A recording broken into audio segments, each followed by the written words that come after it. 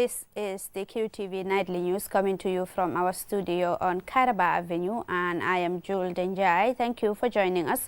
Here are the main news headlines.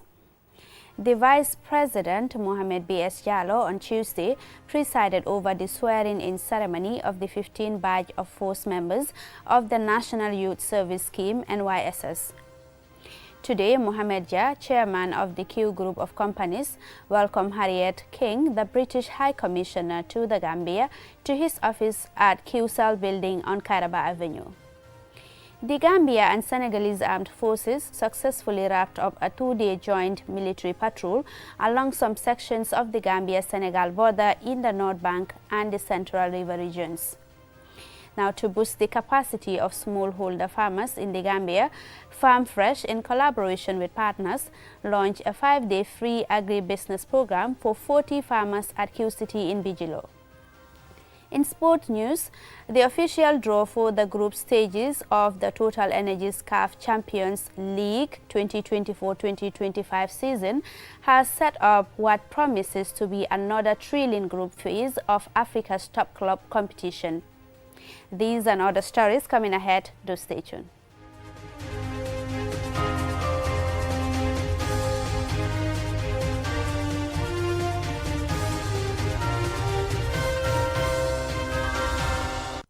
Thank you very much for staying with us. If you are just tuning in, this is QTV News. Now, the Vice President, Mohamed B.S. Jallow, on Tuesday presided over the swearing-in ceremony of the 15th batch of force members of the National Youth Service Scheme, NYSS, under the Ministry of Youth and Sports. The event was held at the Independence Stadium in Bakau. Usman Jatta has the rest of that story. The swearing-in ceremony of the 15th batch of 200 core members marks a significant milestone in their journey of service and personal growth. These men and women of the National Youth Service Scheme will be taking part in a 2-year skills acquisition program in various regions of the country. Vice President Mohamed B.S. Jallow conducts inspection of the NYSS parade. The vibrant parade showcased the new NYSS members in their uniforms, a symbol of their commitment to national service. The excited crowd applauded as the members marched, embodying the spirit of unity and purpose. Abasba is the Executive Director of the National Youth Service Scheme. The objective of the NYSS Skills Acquisition Training is to provide young people the opportunity of acquiring skills training from different institutions on any of the skill areas of their choice, to seek employment opportunities and also to create self-employment opportunities for themselves. The main highlight of the ceremony was the swearing-in, led by Justice Narcisse Salawada of the Court of Appeal. The oath of allegiance is a declaration of their commitment to the nation. My brothers and sisters, and myself. The NYSS Youth Acquisition Skills Program include welding, carpentry, auto mechanics, amongst other skills of specialty. Youth and Sports Minister Bakari Waibaji emphasizes the government's commitment to address the challenges of young people.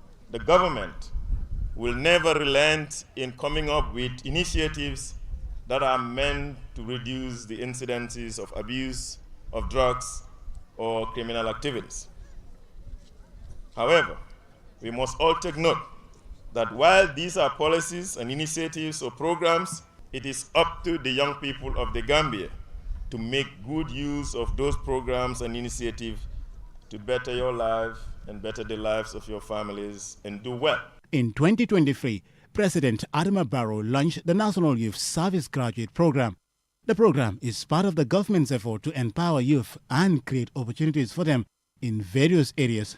Here is Vice President Mohamed B.S. Jallow. The government has developed various youth intervention programs which are geared towards helping to create the enabling environments to build the skills and character of our youth to become productive citizens. Fatoumata Bibalde gave a vote of thanks on behalf of her colleagues. We express our warmest gratitude to our esteemed speakers for their enlightening presentations. Your expertise and passion have inspired us all. Awards and certificates were issued to the most outstanding fellows including best male, female, and discipline members. Corps members also demonstrated several drills, including aerobic, tug-of-war, and drama. As these young men and women embark on their service journey, they carry with them the aspirations of their communities and promise of a brighter future. Usman Chata, reporting for QTV News. Congratulations to them, and we wish them all the best in their endeavors. Now, today, Mohamed Jah, chairman of the Q Group of Companies, welcomed Harriet King, the British High Commissioner to the Gambia, to his office. In their meeting, they discussed the journey of Q Group of Companies and explored potential areas for collaboration. Aliou Cisse tells us more. A warm and cordial moment as the British High Commissioner Harriet King is welcomed at the QCell headquarters on Kairaba Avenue by the Q Group chairman Mohamed Jah. The Q Group is the fastest growing and most dynamic group of companies in the Gambia, thus making it the largest employer after the government in the Gambia. High Commissioner King says the purpose of our visit is to better understand the journey and evolution of the Q Group of companies. She says the meeting with the Q Group boss also provides her an understanding of the business environment in the Gambia, the challenges and opportunities, and to explore areas of partnering, especially in education, science and technology. We talked extensively about the need for values within the private sector, values within Gambian society, and also about the need for clear vision for making Gambia as good a country as it can possibly be. It was an enlightening and fascinating conversation. It was a real pleasure for me to be here. And taking you through the Q Group, what was your key takeaway as far as the growth of the Q Group is concerned? I think it's around valuing people, so values and the importance of ensuring that companies have values, that people have values, but also we agreed fundamentally that if you treat your staff and you treat your people well, you get that back in rich rewards, and you have commitment and you have dedication to what you're trying to achieve as a company. And clearly that's what's happened with all the companies. So yeah, it was a great conversation. Q Group Chairman Mohamed Jah expressed delight at receiving High Commissioner King and welcomed the visit as important. It was a very, good meeting. We spoke about a lot of issues in terms of company development or the group's development, not only in the Gambia, but our regional and global expansion vision. We also spoke about a lot of issues in Gambia and how the Q Group, can more be involved in the development of the Gambia. The Q Group of companies transcends the sub-region to the UK, where its portfolio includes renowned freight company Redcoat, one of the newest additions to the Q Group of companies, which operates both in the Gambia and UK. Widely known and celebrated for his entrepreneurial work and humanitarian service, Chairman Jah said their discussion also touched on ways to make Redcoat better and bigger as a leading freight logistics company. We do both sea freight and also air freight. They also do international procurement. A lot of people don't know about that, but Redcoat also does a lot of international procurement. That means that if you want to procure anything internationally and you want the best rates, with the best products, if you contact Redcoat either in the Gambia or in the UK, you will get a very good product at the most, attractive prices. So they are very big in international procurement. So we also do services for the UK government and likewise the embassies, the UK embassies all over the world in terms of their logistics needs and also procurement. So we work, with them. The visit of the British High Commissioner to Q Group is significant as it emphasizes the importance of dialogue between private enterprises and government representatives, promoting mutual interest and facilitating growth for companies like Q Group. Overall, this engagement underscores a commitment to collaborating for development. Reporting for QTV News, I am Aliou Cisse. Now, the 3rd Infantry Battalion in Basse and the Zone 6 Brigade of Kolda in Senegal have successfully wrapped up a 2-day joint military patrol along some sections of the Gambia and Senegal border. The operation concluded with a vibrant ceremony held at the Basse Mansajang football field. Our reporter Alaji A.F. Jallo accompanied the patrol team and brings us this report.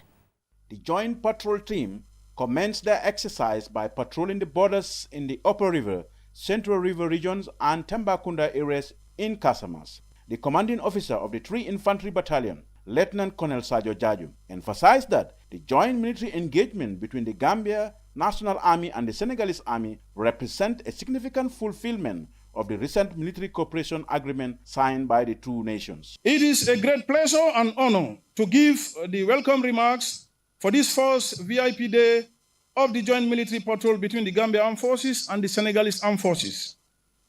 The military cooperation between the two countries is centered around border security, economic security, and most importantly, human security. Colonel Theodore Sarr, commanding officer of Zone 6 Brigade in Kolda, speaking Wolof, thanked his counterparts for the warm reception and hospitality they received during the joint patrol.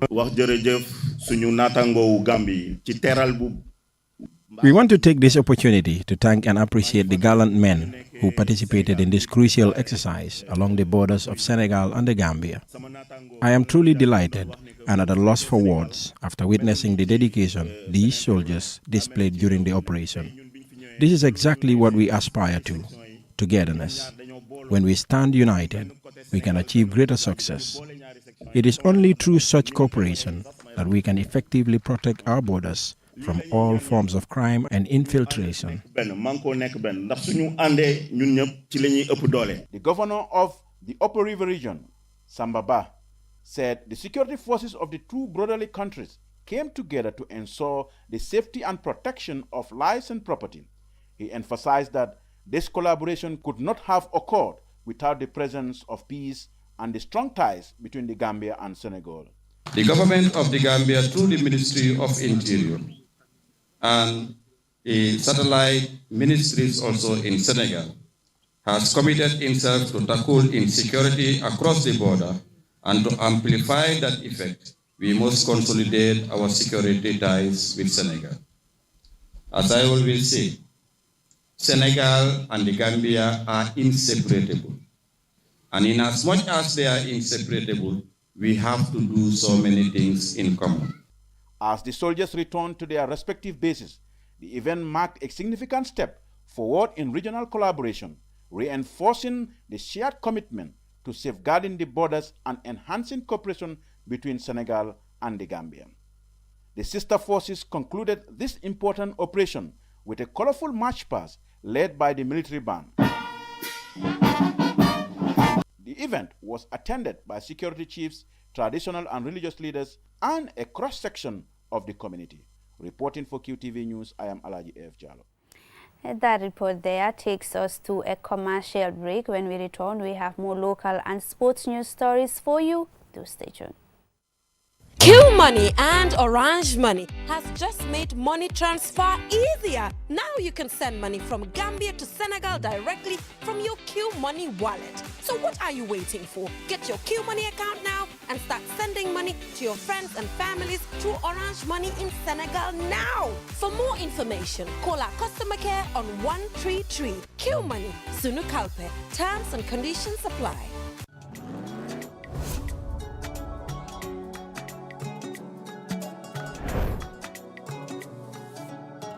Welcome to the future of transportation in the Gambia. The Bertel Harding Highway, a 22-kilometer double carriageway, is set to revolutionize travel and connectivity in our beloved country. The Bertel Harding Highway is transforming transportation in the Gambia with new roundabouts and vehicular overpasses. But safety must come first. Standing along the road or at roundabouts to flag down taxis creates unsafe conditions and unnecessary traffic jams.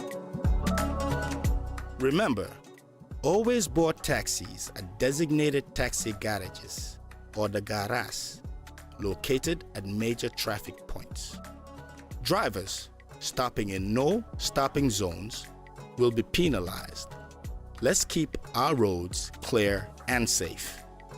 Together, we can ensure a safe and efficient journey for all.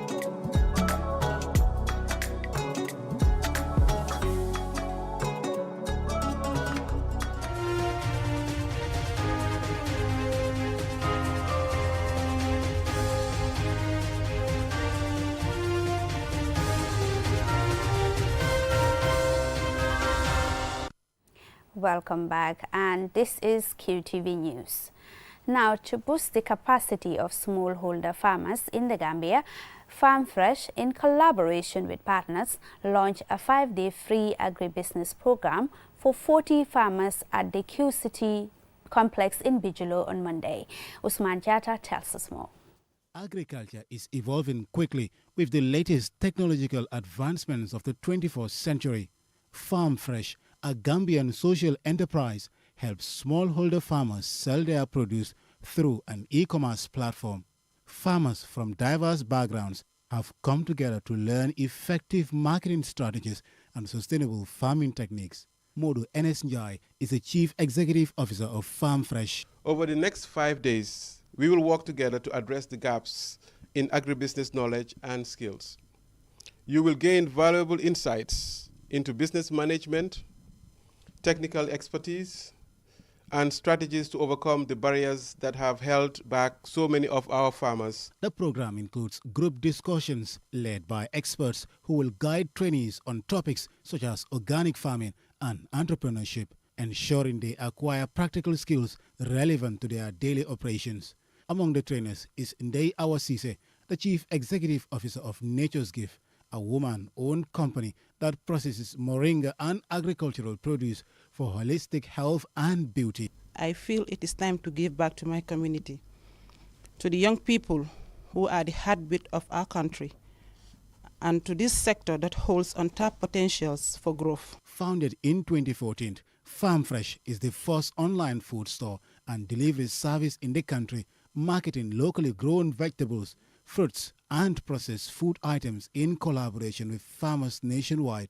This initiative ensures a consistent source of income for farmers. Among Farm Fresh's partners are Fatu Sengay, Chief Executive Officer of Gainjora Skills Academy, and Saul Fraser, Chief Executive Officer of Global Properties. I see women being empowered, young people being empowered. It will help them to enhance their capacities in the jobs that they're doing, especially the agribusiness, which is a key sector in our economy. This is something that just fits right in, and I believe it's something that should be encouraged, and supported to the highest level. Without training and developing the youths, our future will be very bleak. Isiru Tambiru, an aquaculturist and participant, shared her expectations for the training. The modules we're going to study inside this cohort, I've seen that it have gone beyond what I was expecting. It will change a lot in my life. This training represents a pivotal moment for these farmers, empowering them with knowledge and confidence as they return to their fields. Farm Fresh's dedication to promoting agricultural excellence aims to create a brighter future for the farming industry and by extension the country, giving the sector's crucial role in the socio-economic life of the country. Osman Jata reporting for QTV News. Now, 30 traditional women communicators from Nyamina East, West and Dankunku in the Central River region concluded a 5-day capacity building training organized by Building Community Resilience through awareness creation on climate change project. Loli M. Kamara was with the team in Pakalinding, Jara Soma, and this is her report. The training, funded by the Holland Embassy in Dakar through the Kudang Epics branch, seeks to empower these women who are known for being communicators in their communities. The 5-day training equipped them with the knowledge to promote climate change mitigation strategies to be able to lead their communities in adapting to a rapidly changing environment. Amat Mai, coordinator Kudang Epics and also the project coordinator, Building Community Resilience through awareness creation on climate change, while expressing delight upon completion of the training, outlined some of the aims and aspirations of the project. Before the end of the project, we are targeting to reach about 17,000 people.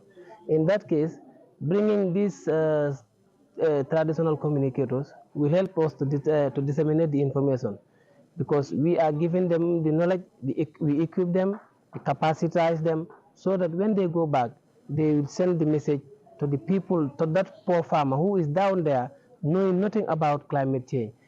Mr. Mbai advised the women to practice what they preach, emphasizing that charity begins at home.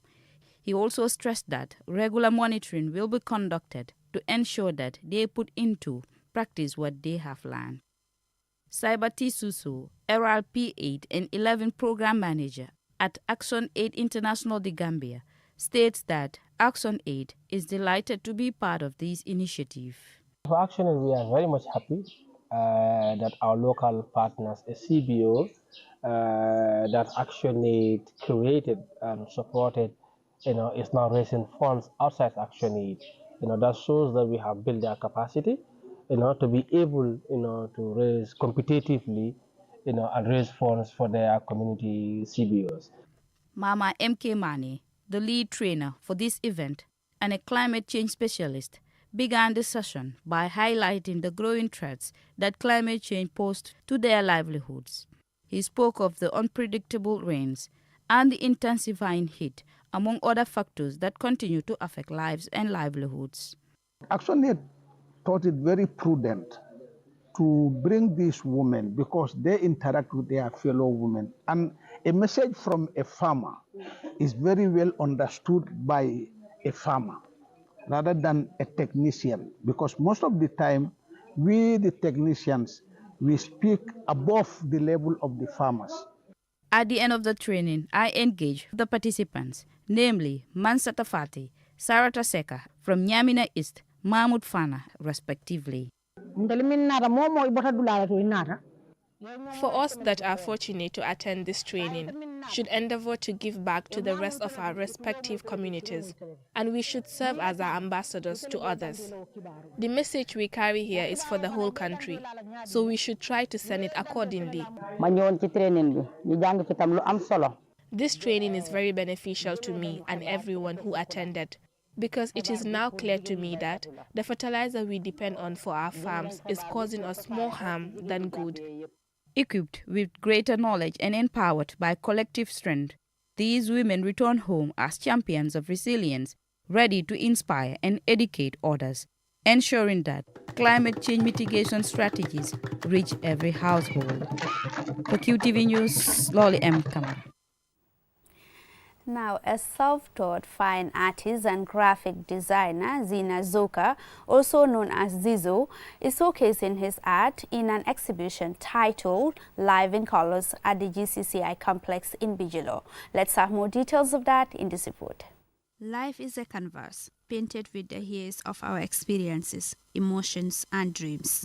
Each chapter of our journey adds a new shade, blending moments of joy, sorrow, love, and growth. Live in Colors reflects this vibrant spectrum, inviting you to explore the depths of the human spirit through a rich palette of stories, thoughts, and perspectives. Zina Zoka, also known as Zizo, recounts his artistic journey, says he began drawing at age 7. However, it wasn't until recently that he chose to dedicate himself fully to his art. He shares the inspiration behind his artistic journey. My late mom is actually my greatest inspiration. When I was a kid, she used to buy me a lot of art materials. So at some point in my youth, I realized that if I'm ever going to drop art, it's going to be like a disappointment to her. And drawing was most inspired by a movie called Titanic.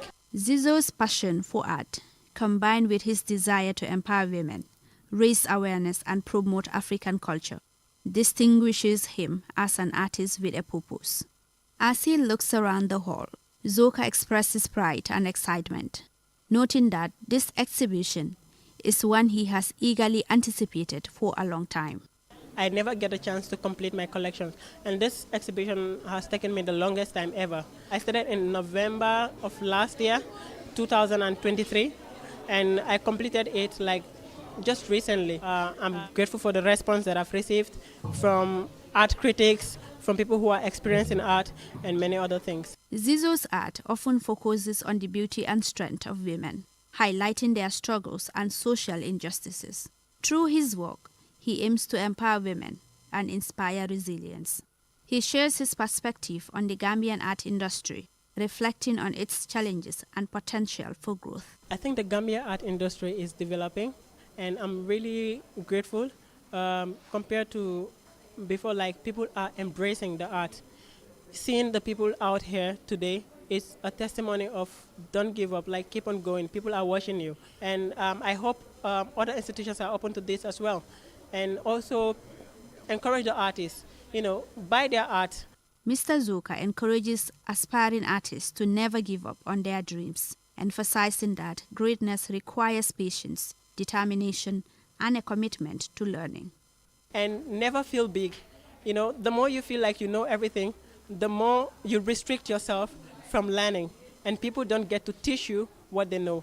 Zizo notes that one of the challenges they face is obtaining quality materials and encouraging people to purchase their work. Zoka's mentors, Babukar Koli and Mamat Salah, express their admiration for his work and encourage him to maintain his momentum. The exhibition features several notable pieces, including A Moment of Joy, which highlights the lessons we learn from children about creating happiness in their lives. Another piece, which focuses on Troubled Earth, emphasizes the urgent need to protect children, asserting that saving the world is essential for their future. For QTV News, I am Jul Denjai. Sports news is meant to be next, but we apologize for that, and we hope to bring you that story in our subsequent news bulletin. This is all we have time for. Do join us again at 10 p.m. for another news bulletin. Thanks for watching.